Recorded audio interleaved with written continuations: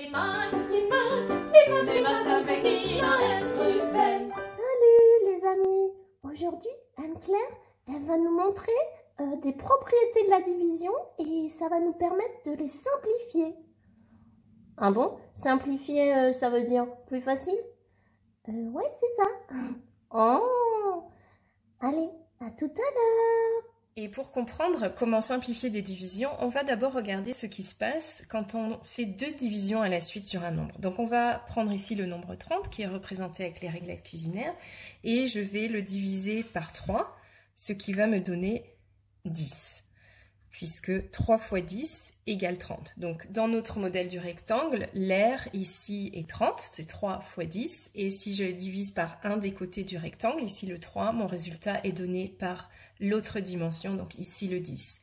Et si maintenant je divise le résultat de la division par 3, c'est-à-dire mon 10 par 2, je vais obtenir 5, puisque 2 fois 5 égale 10. Si maintenant je remplace toutes les dizaines de mon 30 par 2 fois le nombre 5, je vois ici que le résultat que j'ai obtenu en divisant 30 par 3 puis par 2, mon 5, c'est aussi le résultat de la division 30 divisé par 6. Parce qu'on voit ici qu'on a 6 fois le nombre 5 qui fait 30. Notre rectangle, ici d'aire 30, a été divisé en 6 petits rectangles d'aire 5.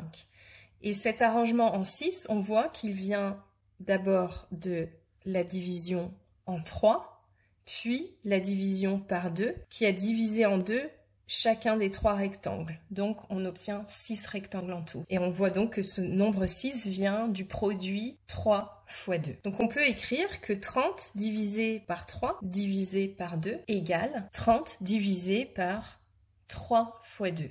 Donc une chose qu'on peut bien voir avec notre modèle ici, c'est que si on divise 30 d'abord par 2, puis par 3, on obtient le même résultat, on obtient le 5. Donc quand on fait plusieurs divisions à la suite sur un nombre, ça n'a pas d'importance dans quel ordre on fait ces divisions-là. Donc ici, le diviseur de notre division, donc par exemple 3, est représenté comme étant un nombre de groupes. Donc on voit bien que si on fait seulement 3 groupes avec un nombre donné, ici 30, ils seront plus grands que si on en fait 6. Si on en fait 2 fois plus, évidemment, la taille des groupes sera 2 fois plus petite. Et autre chose qui est vraiment intéressante et qu'on va pouvoir utiliser pour simplifier des divisions, c'est que donc ici on voit que 30 divisé par 6, c'est donc 5. Et ce 5, c'est aussi le résultat de la division 15 divisé par 3. De la même façon, 30 divisé par 6, donc mon 5, c'est la même chose que 10 divisé par 2. Donc ça, c'est une règle générale, que si on divise le dividende et le diviseur par un même nombre, le résultat de la division est inchangé. Donc on trouve une division équivalente. C'est vrai aussi, évidemment, si on multiplie les deux, le dividende et le diviseur, par le même nombre. Ce serait juste regarder notre égalité dans l'autre sens. Et ça va être vraiment utile pour simplifier nos divisions, puisque 30 divisé par 6, on va pouvoir l'écrire comme 10 divisé par 2, par exemple, qui est beaucoup plus simple à trouver. Oh Nina, je sais pas toi, mais moi là, franchement, je suis complètement perdue là, mec. C'est quoi là, les histoires on divise le dividende et le diviseur par un même nombre, tout ça là, moi, je suis complètement perdue. Ah bon? Attends Ruben, alors, imagine, pour la kermesse, j'ai fait 15 biscuits. Oh, chouette! Ouais, alors, je voudrais les mettre dans 3 sachets. Combien je vais en mettre dans chaque sachet? Ben, 15 divisé par 3, ça fait 5. Ouais, c'est ça.